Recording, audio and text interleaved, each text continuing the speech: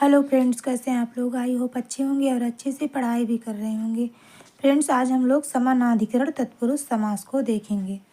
तो चलिए देखते हैं।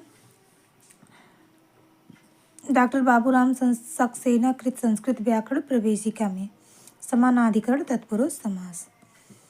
इसके पहले की वीडियो को अगर आपने नहीं देखा है तो इसी चैनल के प्लेलिस्ट पर आप जाकर देख सकते हैं। उसमें मैंने सीरियल वाइज वीडियो को अपलोड किया हुआ है। चलिए देखते हैं। समानाधिकरण का अर्थ है ऐसी वस्तुएं जिनका अधिकरण समान अर्थात एक हो। जैसे यदि गोविंद और श्याम एक ही आसन पर बैठे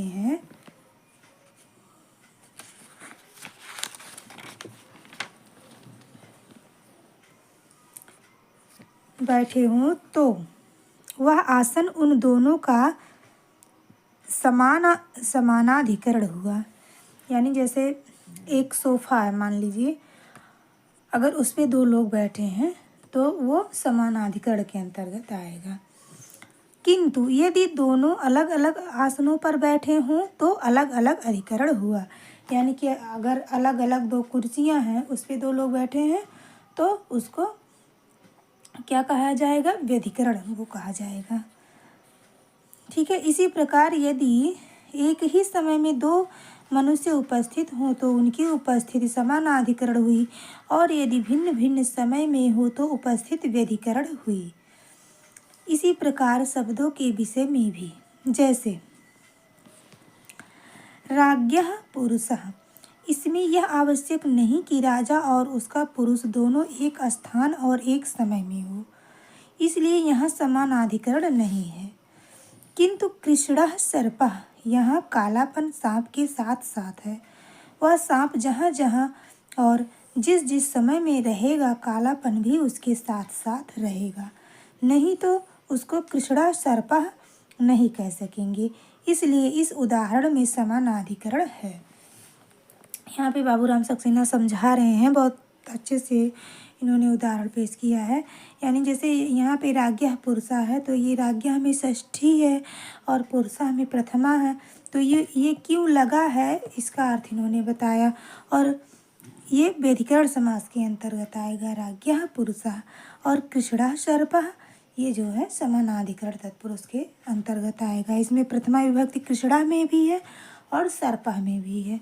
यानी सांप का कालापन वो जहाँ जहाँ जाएगा वहीं पे जाएगा, और यहाँ पे जरूरी नहीं है कि जहाँ पे राजा का पुरुष जाए वहाँ पे राजा भी जाए। अब है आगे खा नियम।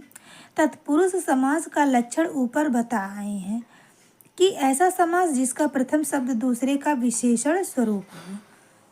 ऐसा तत्पुरुष समास जिसमें समास में आए हुए दोनों शब्दों का समानाधिकरण हो। समानाधिकरण तत्पुरुष अथवा कर्मधारय तत्पुरुष कहलाता है। समानाधिकरण तत्पुरुष अथवा कर्मधारय तत्पुरुष कहलाता है। कर्मधारय समास की क्रिया समास के दोनों शब्दों को धारण कर सकती है, इसलिए यह नाम पड़ा है। जैसे कृष्ण सर्पः अपसरपति, यानी काला सांप सरकता है या चलता है। इस वाक्य में सर्प जब जब क्रिया करता है तो कृष्णत्व उसके साथ रहता है, यानी कृष्णत्व यानी कालापन उसके साथ ही रहता है। राज्ञः पुरुषः अपसरपति में राज्ञा पुरुष के साथ यानी राजा पुरुष के साथ नहीं है। वही जो मैंने बताया नहीं कि ये जरूरी नहीं है कि जहाँ पे राजा का पुरुष जाए वहाँ पे राजा भी जाए, लेकिन जहाँ जहाँ सांप जाएगा वहाँ उसका कालापन जरूर जाएगा, क्योंकि सांप से कालापन नहीं अलग किया जा सकता। अब है अगला नियम गा। व्यधिकरण तत्पुरुष और समानाधिकरण तत्पुरुष में मोटे तौर से यह भेद है कि पहले में समास शब्द प्रथमा को छोड़कर और किसी विभक्ति में होता है, दूसरे में प्रथमा होता है। यह मोटा मोटा नियम है। यानी कि अगर प्रथम शब्द में और द्वितीय शब्द में दोनों में प्रथमा विभक्ति होगी तो वो तो समानाधिकरण के अंतर्गत चला जाएगा।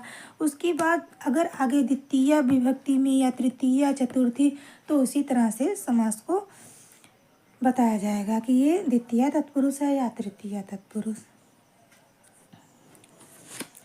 अब आगे कर्मधारय समास में प्रथम शब्द या तो द्वितीय का विशेषण होना चाहिए और द्वितीय नहीं यानी द्वितीय शब्द का विशेषण होना चाहिए और द्वितीय शब्द संज्ञा होना चाहिए।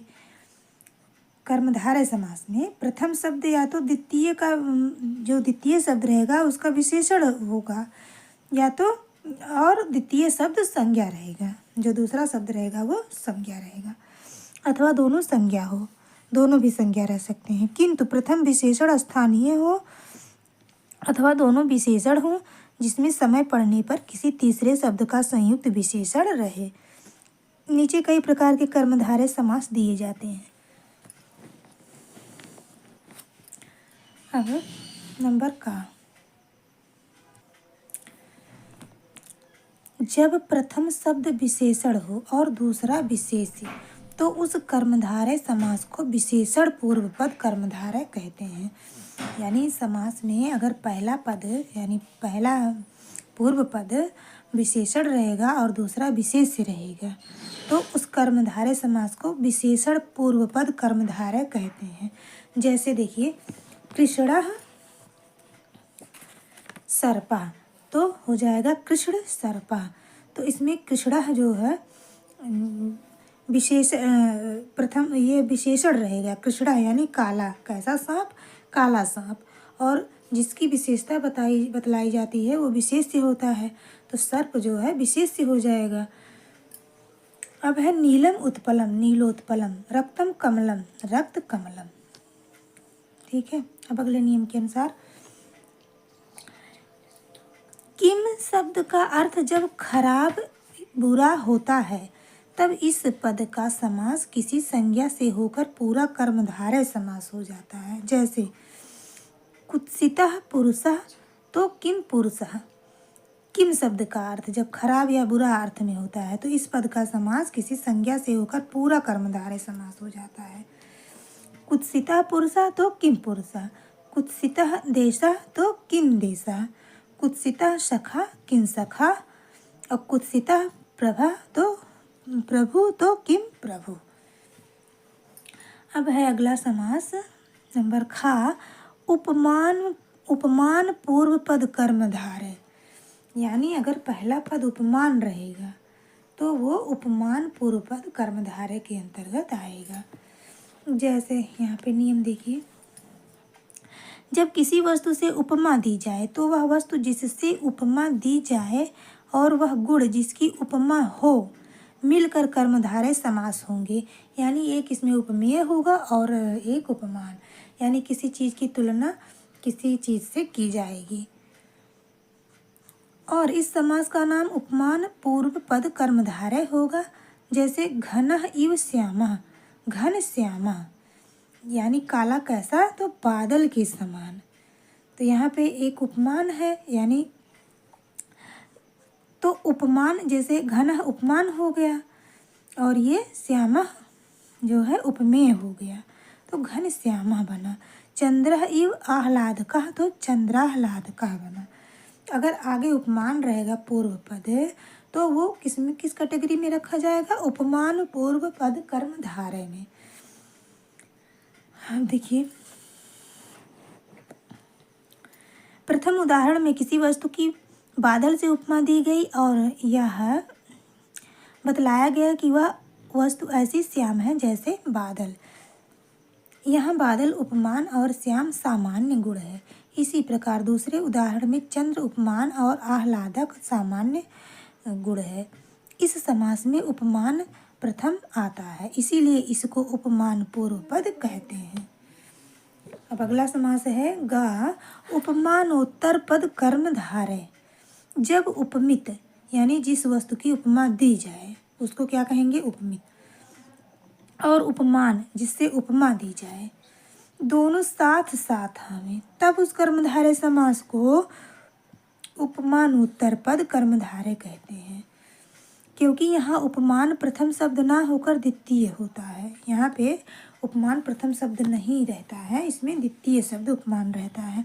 जैसे मुखम कमलम इव, मुख कमलम, पुरुषः व्याघ्रः इव, पुरुष व्याघ्र, यानी मुखम कमलम इव, मुख कमलम, कि मुख कमल के समान, पूरा का पूरा मतलब बता दिया गया कि मुख कमल के समान है। पुरुषः व्याघ्रः इव, तो पुरुष व्याघ्र के समान है। पुरुष ही व्याघ्र है, यहाँ पे हो जाएगा सॉरी कि मुख ही कमल है और पुरुष ही व्याघ्र है। नोट, खा के अंतर्गत समासों में खा जो अभी हम लोगों ने पढ़ा उपमान पूर्व पद कर्मधारय, तो उसी को यहाँ पे किया गया बताया गया है कि खा के अंतर्गत समासों में वह गुण कर दिया गया है जिसके कारण उपमा होती है।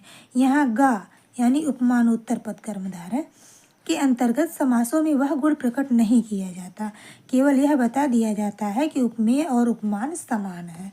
यहाँ पे मतलब आरोप नहीं किया जाता। तो मुखम कमलमेव यानी कमल ही मुख है, और पुरुषः व्याघ्रः इव, तो पुरुष ही व्याघ्र है, यहाँ पे बता दिया जाता है। यहाँ तुलना नहीं की जाती कि इसके समान, ये शब्द यहाँ पे तुलना नहीं किया जाता। अब आगे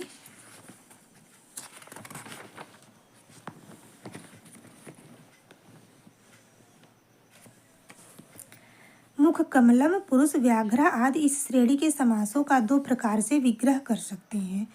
पहला, मुखम एव कमलम और पुरुष एव व्याघ्र, और मुखम कमलम इव और पुरुषः व्याघ्र इव।